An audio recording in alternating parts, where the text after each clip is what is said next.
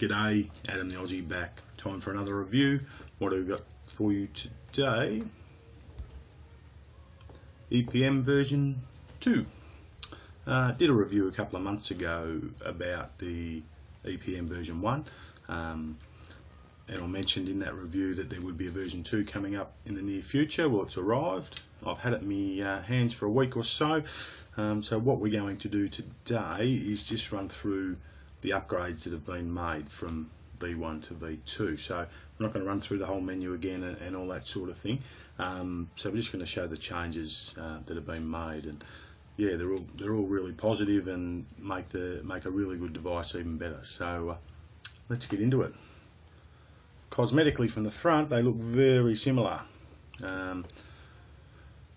Major changes externally, I guess. V1 had a chrome brass button, so it's a stainless steel mod, black Delrin top cap, but the button on the V1 was chromed brass, and some people had some issues with that chrome brass ring, the chrome wearing off it and the brass showing through. So Eric, the manufacturer, has taken that on board, and the button and ring around the button on the V2 are stainless steel, so that's good.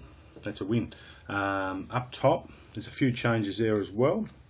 V1 flat non-adjustable centre pin. V2 has a fully adjustable centre pin, which is also Delrin insulated. So there's no. V1 had a silicon insulator, which is possible to wear through, and obviously Delrin is going to be a lot harder to wear through. So the device comes supplied with a hex screwdriver, which goes in there, turn it up and down, and away you go. So no more atomizer connection problems with this device. The other big win we've got with the V2, the V1 charged through the 510 connection. V2 has its own external charge point. So what that enables us to do is to continue to use the device while it's charging. The charge time, so that's the charger there that comes with the device. That goes in there, away you go. Still charges in the same time, 55 minutes from dead flat to fully charged. So it charges very quickly, but if you don't have another device to use, or you just wish to continue to use your EPM, you can now do that. So that's fantastic as well. The drip well's gone from 18mm on the V1 to 20mm on the V2. Neither here nor there for me, that one, but that's a change there as well. So they're the cosmetic or external changes, I guess. And before I get into the menu changes, please let me bore you for a tick. I just want to run through, and a lot of this stuff, well, some of this stuff doesn't mean much to me, but it may be of interest to some people watching. So the V2, the microprocessor board, has a 12 amp overcurrent limit, 8.4 maximum volt charge cutoff. So that's with the two AW 1100 milliamp hour 18490 batteries. They're in the battery pack. Max voltage 8.4, 6.8 volt minimum discharge cutoff. So when it hits 6.8 volts between your two batteries, it'll require recharging. 0.6 ohm minimum cutoff, so it'll handle atomizers down to 0.6. V1 handled atomizers down to 1.0. So we've got a bit more flexibility there. Short circuit protection, operating range. V1 was 2 to 16, V2 6 to 34. So that's great. We got a bit more power available to us. Has cell voltage balancing unit built in, so I guess that's to do with the batteries and balancing the discharge of the power from the batteries. So that's that techie stuff, I guess. As I said, battery charge times are the same, 55 minutes. Also has a 2.5 hour cut-off timer, so if there's an issue in it and it's continuing to charge at the 2.5 hour point, it'll cut off. So to save any issues there. Size and weight, it's very similar size. If anything, it's probably a mil shorter than the V1, maybe 2mm. That height is 78mm with a 4mm drip well, so 82mm high. and the width is 41 millimeters by a depth of 31 millimeters, and the 18650 version is 94 millimeters high with a 4mm drip well, so 98 in total with a 41 millimeter depth and 41 millimeter width, 31 millimeter depth, and the weight of the V2 18650 is 265 grams. I'm not sure if I said it, but 220 grams for the 18490 V2. That's the boring stuff. Let's get into the menu. Some exciting things here. It works the same way as the V1. If you want to get the basics of it, have a look at the first video. So to access the menu, we hit the button once, it'll flash for 3 seconds, giving us the opportunity to access an option from the menu. Option 1 on the menu is the same as, options 1 and 2 are the same as version 1. So that powers your wattage up, powers your wattage down. So I won't demonstrate that, it's exactly the same. Options 3 and 4 in the menu access what they call custom settings. It's not a setting that I'm going to use myself. I'm not going to demo it, I'll quickly explain it. Custom settings allows you to, instead of going up and down in 0.1 watt increments, it'll flick between 5 custom settings that you can set up yourself. Its default settings are 6, 9, 12, 15 and 18 watts. It'll flick between those 5 options. And then if you're in high wattage mode, and I'll explain what that means very shortly, it'll flick between 20, 23, 26, 29 and 32 watts. So that's option 3, to flick between those 5. Now, those settings are too broad for me. I wouldn't use those options. You know, if I want to change my wattage, I might go from 9 to 9.5 or something like that. So it's not something I'll probably use. But having said that, option 4 in the menu is the ability to select what those 5 settings are. So instead of them being 6, 9, 12, 15, 18, you can make them 9, 10, 11, 12, 13 or whatever. So you've got some flexibility in how that's set up there. Maybe of use to a lot of people, not something I'll probably use, but an additional feature that the V1 didn't have. Where are we up to? 5 button presses. Now this shows us the remaining battery voltage on the device. It's a little different to V1 how it displays, so I will show you this. It basically, on V1, it would flash, so if it's you got 7 volts, or let's say 7.2, it would give you 7 longer flashes with 2 quick ones to indicate 7.2. Because your battery can't go below 6 volts, the first flash now equals 6. I'll give you a demo.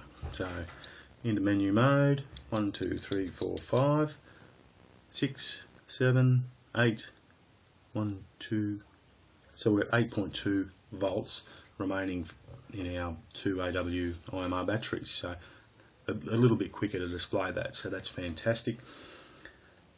6 button presses shows the wattage, and again, when you're in low wattage mode, because you can't go below 6 watts, the first flash will equal 6. So let's give you a demo there.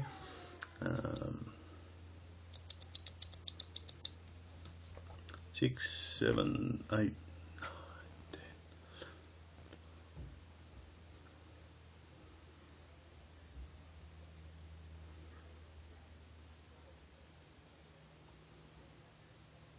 $17.8 watts is what it's set at the moment, so that's how it displays that.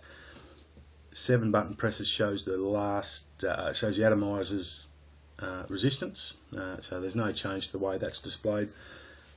8 button presses, this is where it gets a little bit interesting. 8 button presses moves us or changes us between high wattage mode and standard wattage mode. So we're in standard wattage mode at the moment, which is 6 to 20 watts. If we want to access high wattage mode, 20 to 34 watts, it's 8 button presses.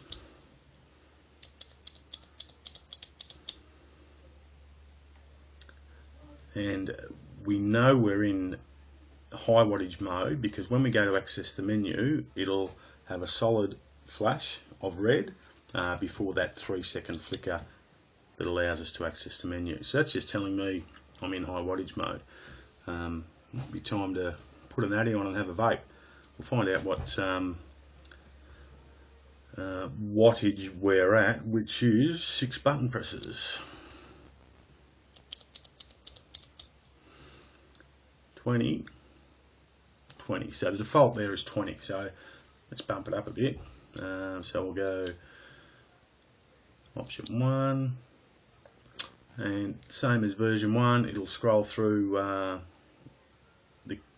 probably hard to see from back there.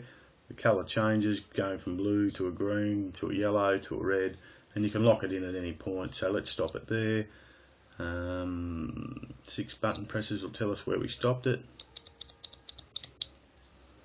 20, 1, 2, 3.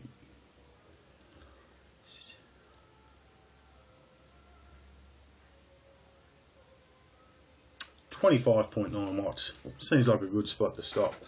Let's put an RBA on here and have a crack. See how she performs. Here we go.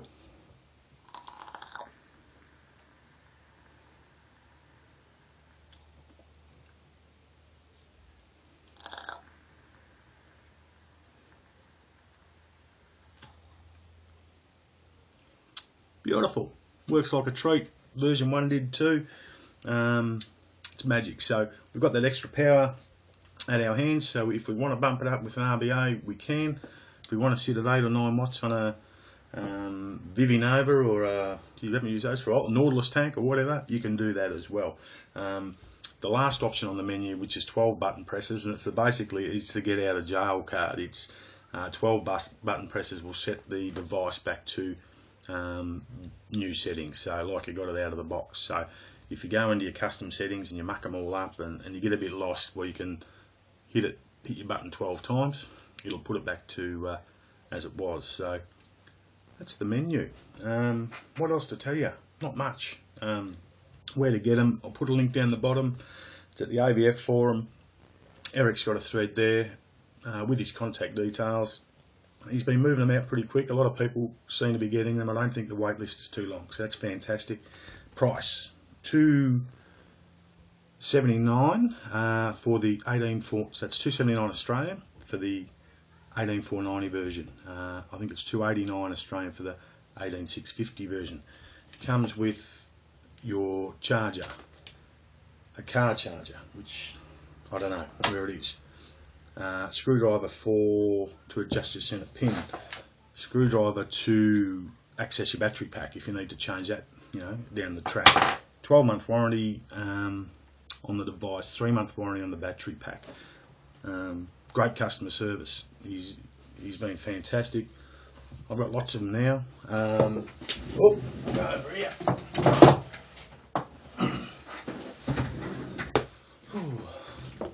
These are all mine. They're rippers. Get on it if you want a solid device, high quality, gives a great smooth vape. Now with the grunt that a lot of people have been looking for. Highly recommend the EPM version 2. That interview is done. Stick a fork in it. I'm out of here. I'll see you again soon.